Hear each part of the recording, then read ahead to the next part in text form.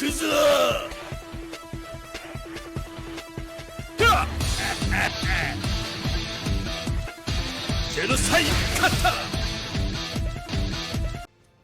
up everybody, welcome back. This is Forgo, and I wanted to do a follow-up video regarding the video that I uploaded earlier talking about these collab characters, how important they are, how valuable they are, and how strong they are in this damn game. They are freaking insane, and why you really should be saving your rubies. Now, as always guys, when it comes to your rubies, you do whatever you want with them. You play the game how you want. If there's characters in the United banner, go for them. If you love them and you want them, go for them. That's a given. But if you're trying to play this game conservatively, if you're trying to get the best characters possible, then you really should be saving your rubies for these damn collab characters, because, you know, I mentioned in the last video about how you can level them up, but also just the power level of these characters are insane. And that's what we're going to show today in the Elemental Advent. This is crazy. So right after I made that video, I actually was taking on Elemental Glacier here, which purple had the advantage again. And look guys, completed. I did tier 25, which needs 70,000 freaking CP, and I did it with 2 characters. Now I can't click in here and go in here. I'd have to pay rubies. I don't want to pay those rubies, so we'll have to go into a different event here. But I did it with this team right here. I used Iori for the leadership, since he offers the increased attack TIE fighters attack by 60%, and that's all I used him for, nothing else. Just his leadership, no card set, nothing like that on him. It doesn't matter how he's built.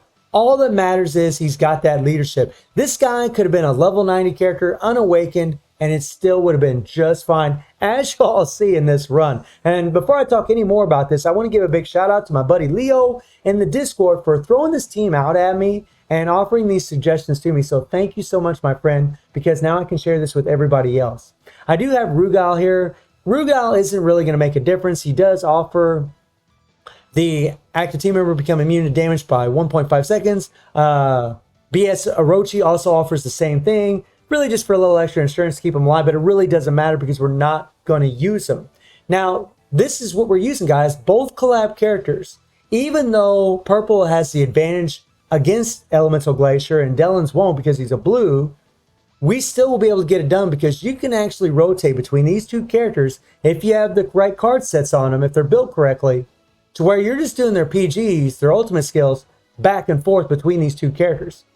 It is absolutely insane what they are capable of. And always, when it comes to building your CP, you should have a strong striker. The higher the awakening, the better. So I got a 5-star awakened Nameless here. I got a 5-star awakened Rachel. They both have imprint stones. That makes a difference. The higher their CP, the better. If you have card sets on them, the better. So I have a KS set on Nameless here. I do have a KS set on this guy. I even put a Zhongfei card on him. I put this option card. Any cards I get out for extra CP is going to make a difference. If you have imprint stones on them, that's going to make a difference as far as a striker to add that extra CP. And then for Rachel, the same thing. Now, Rachel's really important for a couple reasons. One, she offers us obtain 20% of power at the start of the stage, her link effect, and obtains 10% power when using an ultimate move and decreases skill cooldowns by 1 second. This is always up for the link effect, and then you get the extra dot effect as well. And then for Rachel, I do have max imprint stones, and I do have an Akane set on her to help bump up that CP as a striker bonus. And this CP adds on to the CP that they have. So I'm getting almost an extra 5,000 here, and she's got 92,000 on our array. So we're looking at 97,000 CP pretty much. As far as my Dellen, of course, max capsules. We have the Kazumi card, which is the best CP card, option card in the game. And then we have a PG card right here. And then we're running an Akane set, max imprint zones. These characters, when you're doing tier 25, they absolutely need to be maxed out. But I wanted to get this video out before the next reset because maybe some of you don't have your characters maxed out. Maybe you don't have, maybe you have these 2 characters, but they're maxed, not maxed, quite maxed out. But maybe you have a PG card. Maybe you can do the same thing I'm doing and move a little bit higher in the tiers in the Elemental Glacier and get some extra rubies. That's what I'm hoping for anyways. And he does have 78,400 CP. And then for Eileen here, I'm running the Tekken set. Now, the Tekken set is absolutely insane when it comes to CP. It offers more CP than any other set cards. That's the beautiful thing. So it's still pretty relevant in this game, especially for this game mode. It adds a lot of extra CP. I mean, guys, I got a lot of damn CP on her. And then I got a Cosmic card, I got a PG card on her, and you really want that PG card along with Rachel for that striker bonus to get that extra PG. And then, of course, max capsules and so on and so on. Something really important to note about Eileen is you really want to make sure that you're mainly using her third skill and the second skill. The second skill because it offers this increased attack by 28%.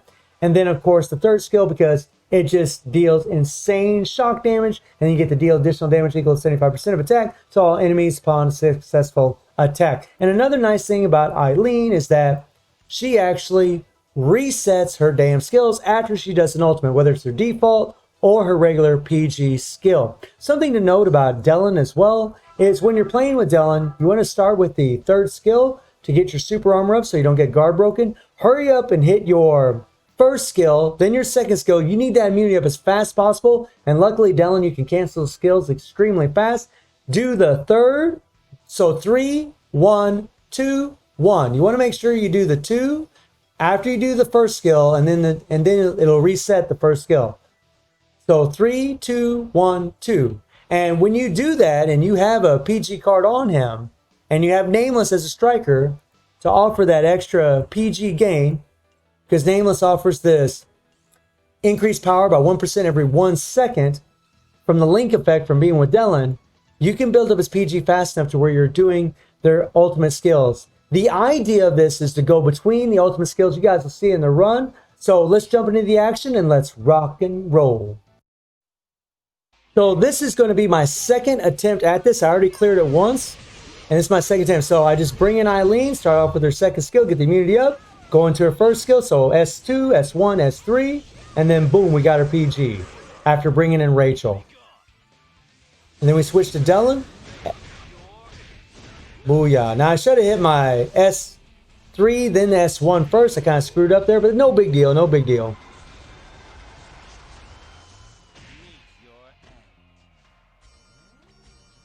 All right, let's do it. And right here, you want to have Eileen ready to go. So we're going to do the S1, S2, S3. We're going to do the default.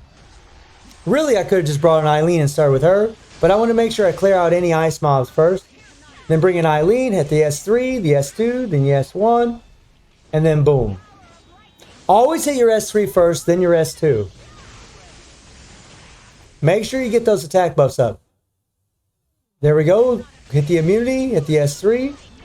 And now we're going to do our default. Then we're going to do our S3 again. Then the S2. And then we're going to switch back to Dylan.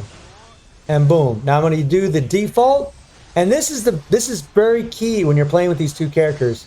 Use his default because it's a longer animation than his regular 3PG. Now we're going into his 3PG.